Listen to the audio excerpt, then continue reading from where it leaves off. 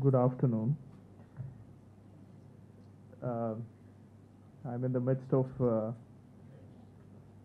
doyens of agriculture science community, and I'm not an agriculture scientist.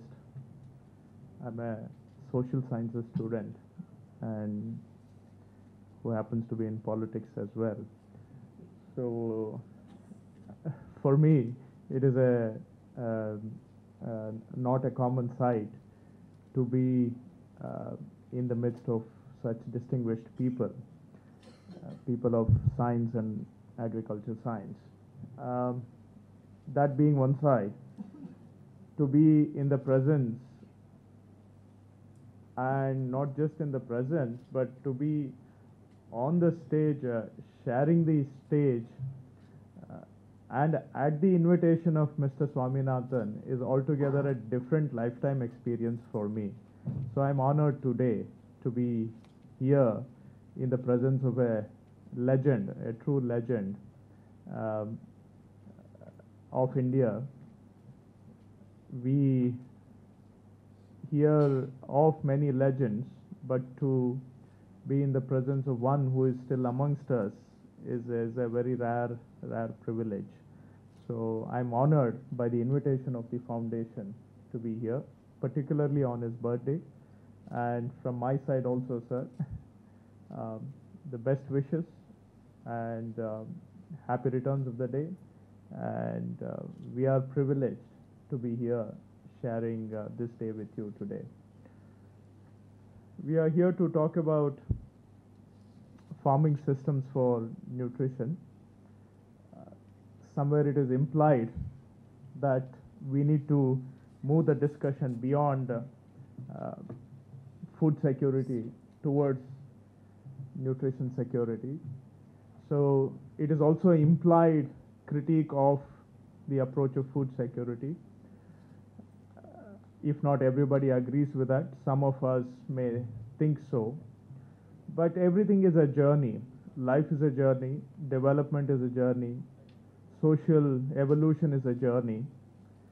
At one point, food security occupied our priorities, and thanks to the guidance of people like Dr. Swaminathan, we have achieved it. So every day we must pause for a moment and celebrate the achievement in our country of food security, which many people didn't credit us as being capable of achieving. So yes, some harms may have been done in our pursuit of food security, but nevertheless, to have food security itself is an enormous national achievement that has given us unquantifiable, not just self-respect, self-reliance, but a certain standing which we could not have achieved without. Yes, now we do recognize that there were our singular pursuit of food security has brought with it certain other effects which we didn't anticipate as well. Like I was saying earlier, everything is a journey. We don't have access to perfect knowledge. We discover something, we pursue it, we achieve it, then we realize that there is something else also. So once that knowledge is rectified, a new discovery is made, we try ourselves in that direction. So agriculture science development is also sort of a journey. Development is also journey. So now we must strive towards nutrition security, and farming systems for nutrition security. One of the outcomes of this national drive for food security was that whatever we had prior to it, the food systems we had, the nutritional systems we had, the dietary practices we had, they partially went out of fashion. So rice and wheat somehow also became aspirational. So as affordability improved in our society, the signs of affordability affluence became rice, wheat, flour, sugar, oil. So now we are facing the consequences of not only the food security but the aspirations that came with social affluence as well. So somehow the both happened at the same time, and on one side now we have dietary imbalance. As a result, India is emerging from the second position. I'm sure we'll move to the first position in terms of incidence of diabetes. We are taking very firm steps in that direction of achieving the distinction. So the alarming thing about diabetes incidence in India is that I think it occurs 10 years earlier, at an earlier stage compared to some of the other countries. So we have high chances of hitting diabetes in our middle age, and we have managed to contain communicable diseases in our country. There is a great amount of control we have come to establish on communicable diseases, but today what is uncontrollable are the non-communicable diseases, starting with diabetes, leading to all kinds of other lifestyle-related illnesses, and the whole gamut. I will not get into that now, but that is the big health challenge our country is facing, and that challenge is snowballing, the non-communicable disease challenge. So on one side we have an imbalanced diet which is causing all these issues, and on the other side we're still dealing with calorie deficiency, and of course nutritional deficiency of micronutrition, major nutrition. So there are deficiencies across all boards. One of the interesting things also that some scientists have observed in India is that even in cases of low caloric intake, diabetes incidence has been found. I believe that is not normal. It's so something that shows about even where there is below daily minimum caloric intake, people have diabetes, which shows somehow probably we are prone to diabetes in our country. Maybe historically we were used to a certain diet. That diet has changed today, for which our body systems are not tuned, and hence that shows greater vulnerability for non-communicable diseases. So nutrition deficiency on one side, and perhaps high caloric intake of particular types leading to all kinds of health challenges. So these are what we have to deal with today, and one way to address all these challenges is to work towards nutrition and balanced nutrition and nutrition security. If you have to work towards nutrition security, it has to be backed up by farming systems for that objective. Now, what I just spoke are about science. Now I'll speak a minute or two about the social issues that are affecting this. I briefly mentioned it earlier. So nutritious foods somehow went out of fashion. In my state, the nutritious foods somehow came to be over a period branded as poor man's foods. and the moment you had affordability, you switched to these, as I mentioned earlier, rice, wheat, flour, these types of foods. So whatever was nutritious came to be branded poor man's foods, so it is not fashionable to eat them. So when you talk about nutrition, this is a social challenge you face. How do you overcome these biases that are built in to our ways of thinking today? So you have to overcome social biases against nutritious foods.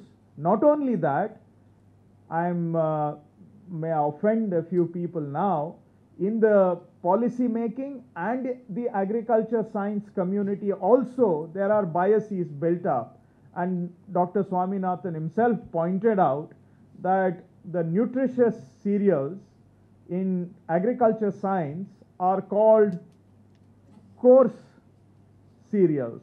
So there is of course, a scientist would defend there is nothing wrong with the word coarse cereals, it is just a description, but for me who is not a scientist, it somehow sounds contemptuous, a dismissive. The name may not be intended, but conveys a sense of dismissive attitude towards a group of cereals which are very nutritious. And with the guidance of Dr. Swaminathan, in our state, we don't call them coarse cereals anymore, though the textbooks do continue. We, in habit, we call them nutri-cereals, that is the millets. So we are following the advice. So, and of course, pulses also fit into the discussion. So there are social biases built at every stage in the minds of policymakers, scientists who are driven towards high yielding, high productive systems, and we have to overcome those, and in the minds of the consumer, a certain contemptuous attitude towards nutritious foods of being poor man's foods. So we need to see how to overcome those as well. So it's important. Of course, this is a gathering of scientists, but nevertheless, we can't ignore the social mores, habits, mindsets also that guide our behavior. So unless we overcome those, we won't be taking effective steps towards nutrition security. So I briefly talked about the imbalanced diets, the social challenges, and I'll quickly talk about another challenge which we are facing in Karnataka and to a larger extent in southern peninsula. So when we talk about farming systems for nutrition, it ties in very well with climate change, because the kinds of agriculture systems that we have promoted are at a greater risk in the era of climate change. And for the last years in the state of Karnataka, we have experienced continuous droughts, and the deficits are ranging, the rainfall deficit is ranging in 30, 40, 50%, and in some seasons going up to 60, 70%. So 3 years consecutive drought, everybody is alarmed, we are all shaken, but somehow we policy makers, scientists, public, we don't see the link between climate change and these consecutive droughts. But that's a separate issue, I won't get into it. But in the midst of scientists, let's just say that there is a climate change that is impacting us, and it is impacting us in real terms. And when we talk about climate resilient agriculture, again, the crops that have produced this imbalanced nutritional situation are not conducive for climate change scenarios. So they are not climate resilient crops. So which are the climate resilient crops again? So it are the nutritious nutri-cereals, the family of millets, pulses, and other legumes. So these are again fit from the climate change point of view also. So nutrition, climate change both meet in the form of nutritious crops that are being talked about here in this conference. So it is, I think, very relevant from the national point of view, and with strong encouragement from Dr. Swaminathan, we in Karnataka have in the last 3 years had taken up several initiatives to further this objective. First has been our campaign. So one is, of course, we focus on government initiatives, but we have taken this campaign to the public domain to popularize millets. So there has been a certain revival of millets, awareness about millets, and increasing consumption of millets in Karnataka that we, government and many agencies have come together to promote, and that is leading to definite changes in consumption patterns. There is a greater uptake of millets that we notice in the last 1.5 years due to the 3-year campaign that we have been running. So this is an awareness campaign. This is not it is a government-backed awareness campaign, but it is not a government scheme as such. So, but it has been effective. So I think when we earlier I mentioned about social habits. So if the objective has to be achieved, there has to be a larger awareness campaign towards nutritious foods.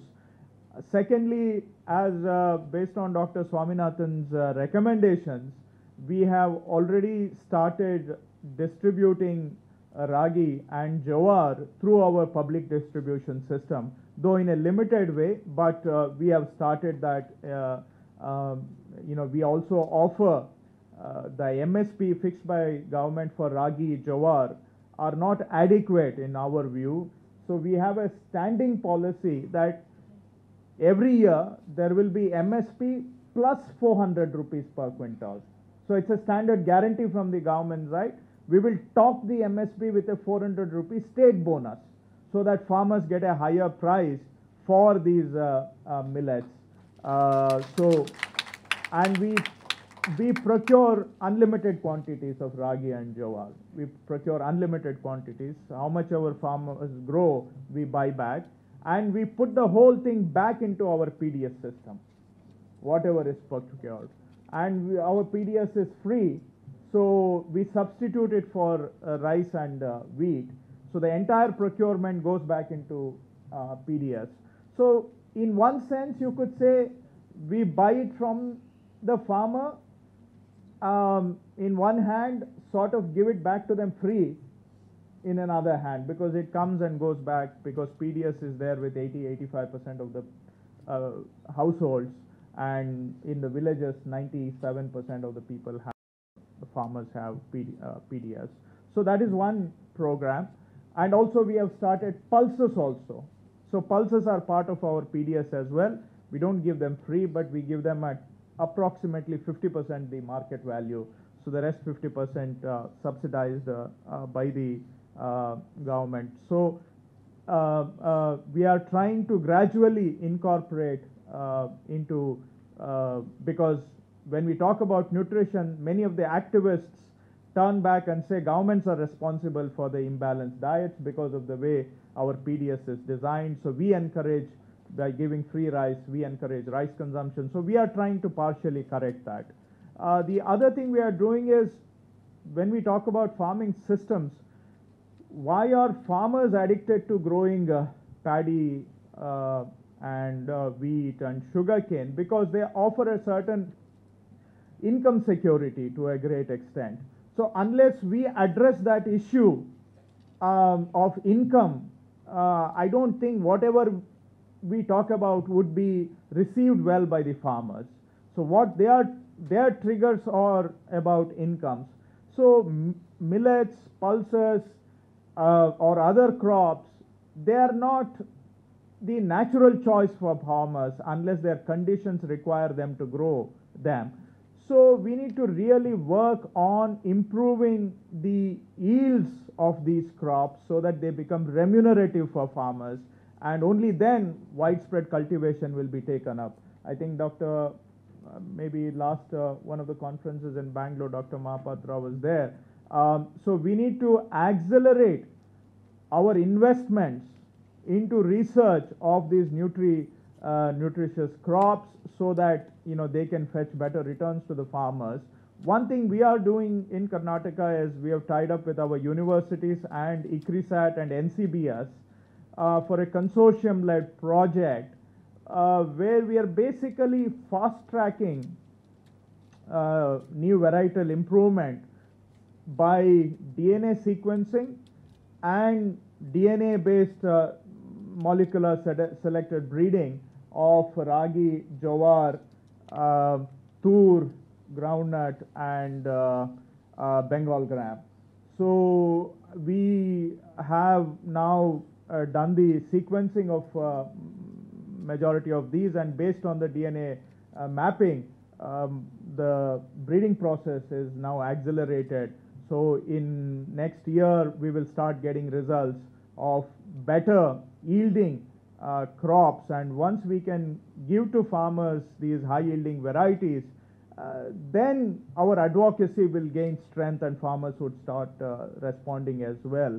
So I think this 3-day conference of people who have been working on nutrition, policymakers, scientists coming together of minds would set the record or the direction towards this objective, and it is a rare distinction that this reorientation is also being led by Dr. Swaminathan, who also led the drive towards food security. Now he is also leading the drive towards nutrition and nutrition security. I'm sure out of this conference we will find solutions to many of the challenges in this direction, and from our side, from the state government side, we are committed to this objective of reorienting our priorities, our messaging, our systems towards nutrition security, and we would be very happy to take away and try to implement some of the solutions and try to demonstrate some of the possible solutions in this direction. Once again, thank you for inviting me here and giving me this rare honor, and also thank you all for a very patient hearing.